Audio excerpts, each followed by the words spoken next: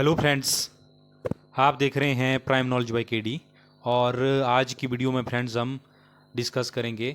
जैसा कि आपको पता ही है, काफ़ी ज़्यादा जो है नोटिफिकेशन आ चुकी हैं और मतलब आपके पास एक अच्छा खासा चांस है बैंक में जॉब आने का। तो आपके पास जो है अभी दो वैकेंसी ऐसी हैं जिसमें अच्छी खासी वैकेंसी हैं, आईबीपीएस क्लरिकल में और एसबीआई की। तो एसबीआई की तो चलो उतनी ज़्यादा अच्छी नहीं है, मतलब उतनी ज़्यादा नहीं है लास्ट ईयर के कंपैरिजन। लेकिन आईबीपीएस में क्लरिकल जो है सीएसए जिसको हम बोलते हैं, उसमें भी अच्छी खासी पोस्ट हैं इस बार। तो थोड़ा सा डिस्कस कर लेते हैं कि अगर आप वैसे तो मैं आपको सुजेस्ट करूंगा कि अपने स्टेट से ही फिल करिए।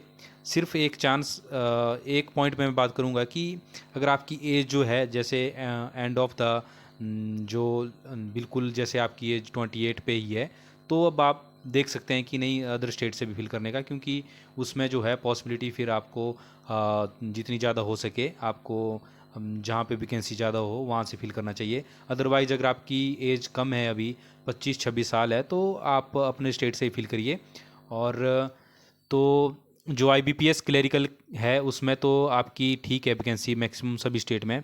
लेकिन जो एसबीआई है, एसबीआई में वैकेंसी इस बार उतनी ज़्यादा नहीं है लास्ट ईयर के कंपैरिजन में देखा जाए तो इसमें तो अभी आप देख सकते हैं कि लास्ट ईयर जो थी आपकी ऑलमोस्ट आपकी 14,000 वैकेंसी थी, 13,000 समथिंग करके।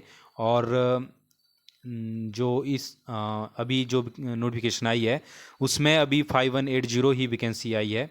तो हम डिस्कस करेंगे कि आपको क्या क्या चीज़ें जो है देखनी है अगर आप दूसरे स्टेट से अगर आप अप्लाई करना चाहते हैं। सबसे मेन बात जो है वो है एलपीटी की। एलपीटी का तो चलो आपको पता ही है। उसमें आपको पता है कि उसमें जैसे एसबीआई ने तो अभी एक एग्ज़ाम टाइप ही कर दिया है कि आपको एलपीटी जो है इस हिसाब से देना पड़ेगा, जैसे आप यहाँ पे स्क्रीन के ऊपर देख पा रहे हैं।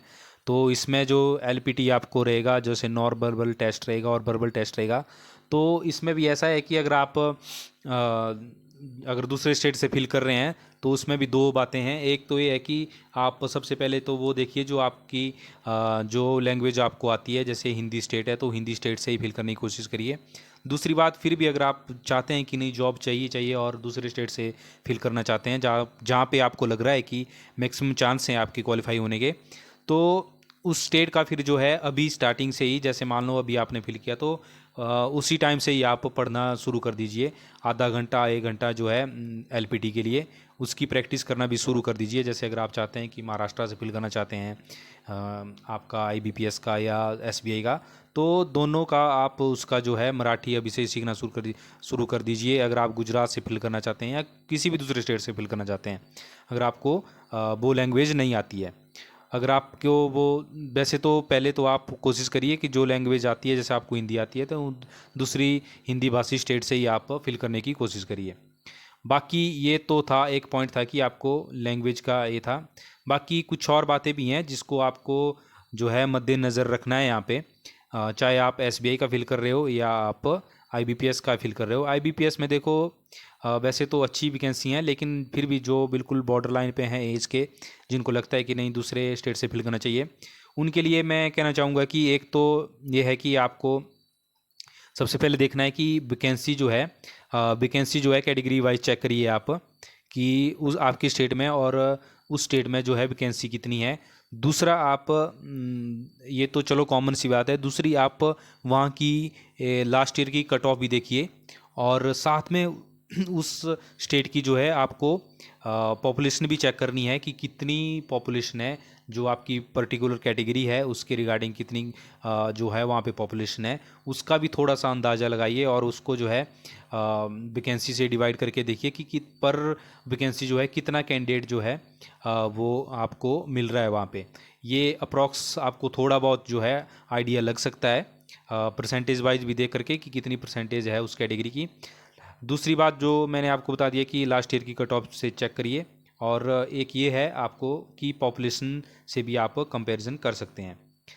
नेक्स्ट जो फ्रेंड्स, जो नेक्स्ट जो आपको जैसे अप्रेंटिसशिप वालों की भी मैं बात रख देता हूँ कि जो अप्रेंटिस हैं जिन्होंने अप्रेंटिसशिप करी है, जो आईबीपीएस जिन्होंने अप्रेंटिस करी है उनको क्या फिल करना है क्या नहीं करना है।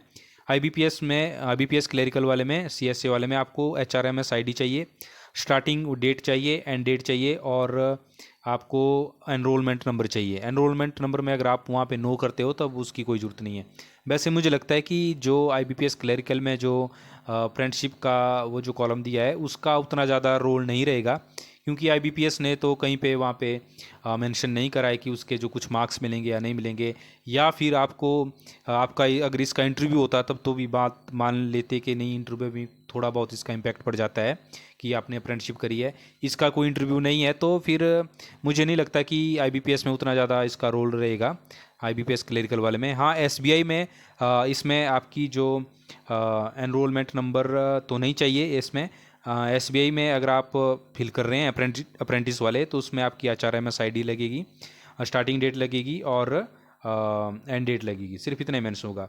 इसमें थोड़ा सा चेंज ऐसा किया है SBI ने कि लास्ट ईयर जो था आपका वो सर्टिफिकेट अपलोड होता था, लेकिन इस बार इन्होंने अपलोड करने का ऑप्शन नहीं दिया है, तो वो भी अच्छी बात है जिन कैंडिडेट का जो है सर्टिफिकेट नहीं आया है। वैसे एक अच्छी बात और भी करी है SBI ने कि अभी जैसे ही कंप्लीट हुई आपकी और आपका सर्टिफिकेट भी लगे हाथ ही आपको आ गया साइट के ऊपर। दूसरी अच्छी बात ये हुई है कि जो SBI की जो वैकेंसी थी, SBI की वेटिंग लिस्ट आई है, वो तो आपको पता ही है, उसमें कितनी कितनी गई है स्टेट वाइज, वो भी मैं आपको डाटा प्रोवाइड करने की कोशिश करूंगा नेक्स्ट वीडियो में। लेकिन इसमें भी एक अच्छी बात यह है कि 2245 के आसपास या 2250 या 2245 के आसपास जो है कैंडिडेट सेलेक्ट हुए हैं। तो एक ह्यूज जो है क्राउड जो बोल सकते हैं आपकी, एक ह्यूज कंपटीशन जो है आपका यहाँ से भी कम हो गया है, खासकर IBPS क्लरिकल वाले इसमें देखें तो ये भी अच्छी बात है कि 2250 बंदे जो है आपके कंपटीशन से बाहर हो गए हैं, और इसमें आपके चांस और ज़्यादा बढ़ जाते हैं जो ये 2 एग्ज़ाम हैं इनमें क्वालिफाई करने के। तो ये थी वेटिंग लिस्ट के बारे में। बाकी एक पॉइंट और था कि हाँ, एक बात और भी है कि ये तो चलो अभी एक वेटिंग लिस्ट आई आपकी 2250 करके या 2245 कुछ ऐसी थी, लेकिन एक इसमें एक वेटिंग लिस्ट और आएगी, सेकंड वेटिंग लिस्ट जो फ्रेंड आपकी आएगी, वो आपकी जो आपका SBI का प्री एग्ज़ाम के अराउंड जो है कि उसके आसपास का आपको देखने को मिल सकती है। और एक थर्ड वेटिंग लिस्ट और आएगी जो आपकी जो है फाइनल रिजल्ट रहता है SBI का, उस रिजल्ट के टाइम के दौरान जो है 5-10 दिन आगे पीछे आपको देखने को मिलेगी। तो इसमें भी आपके चांस बन जाते हैं कि आप अगर आप उसमें जो ये एग्ज़ाम है आपके, अगर इसमें सबसे मेन बात ये रहती है फ्रेंड कि जो एक हर्डल रहता है प्री एग्ज़ाम क्वालिफाई करने का, तो अगर उससे आप पार हो जाते हैं, तो अगर मेन में अगर आप जो मिनिमम क्राइटेरिया वाला रहता है SBI में उसको आप क्वालिफाई कर लेते हैं, तो काफ़ी ज़्यादा चांस बढ़ जाते हैं आपके जो है एग्ज़ाम जो सीट को ऑक्यूपाई करने के। तो इसमें SBI में तो मिनिमम वाला क्राइटेरिया है, लेकिन IBPS में नहीं है। तो इसमें भी अच्छी खासी चांस बन जाते हैं कि आपके जो है अगर आप प्री क्वालिफाई करते हैं और मेन में अगर आप अपीयर होते हैं, तो एक अच्छे खासे चांस बन जाते हैं, क्योंकि ये जो दूसरे एग्ज़ाम की वेटिंग लिस्ट रहती है, जैसे ये SBI की अभी मैंने बताया कि दो वेटिंग लिस्ट रहेगी। तो जैसा एक तो अभी आ गई, एक मेरे को लगता है कि जो आपका प्री एग्ज़ाम रहेगा SBI का उसके आसपास रहेगी, और थर्ड वेटिंग लिस्ट जो रहेगी वो SBI के जो फाइनल रिजल्ट रहता है उसके आसपास आपको देखने को मिलेगी। तो अगर आप प्री एग्ज़ाम क्वालिफाई करते हैं तो आपके काफ़ी ज़्यादा चांस बन जाते हैं दूसरे एग्ज़ाम में भी आपको क्वालिफाई करने के। तो ये थी। बाकी आपको कहाँ से आपको एग्ज़ाम फिल करना है SBI का, तो मैं फ्रेंड्स ऐसा चाहूँगा कि SBI का तो आप अपने स्टेट से फिल करिए, और क्योंकि उतनी ज़्यादा वैकेंसी है ही नहीं कि आप दूसरे स्टेट से जो है मतलब क्वालिफाई तो नहीं, लेकिन दूसरे स्टेट से आप फिल कर पाएँ। अगर दूसरे स्टेट में उतनी ज़्यादा वैकेंसी होती तब तो मान लेते कि आपको अप्लाई करना चाहिए, लेकिन अब सबसे ज़्यादा जैसे आप देख पा रहे हैं यहाँ पे यूपी में जो है 514 है, उसमें भी उतनी ज़्यादा खास नहीं है, क्योंकि कैटेगरी वाइज डिवाइड हो जाती हैं, तो फिर वो उतना ज़्यादा आप देख सकते हैं कि उतनी ज़्यादा वैकेंसी नहीं रहती। तो दूसरा इसमें फिर अब वही है, अगर आप IBPS वाला दूसरे स्टेट से फिल करते हैं तो आपको वहाँ जाके एग्ज़ाम देना पड़ेगा, और अगर आप SBI का फिल करते हैं तो आप अपने स्टेट से भी एग्ज़ाम दे सकते हैं। तो ये थी फ्रेंड्स कुछ ज़रूरी बातें। बाकी अगर और कोई पॉइंट रहता है तो उसको भी मैं अगली वीडियो में डिस्कस करूँगा। एक हाँ, वो वेटिंग लिस्ट के बारे में आपको उसका भी मैं डाटा प्रोवाइड करूँगा। तो फ्रेंड्स, ये थी आज की वीडियो कैसी लगी वीडियो को लाइक करना, शेयर करना, और चैनल पर नए हो फ्रेंड तो चैनल को जरूर सब्सक्राइब करना। Thank you so much.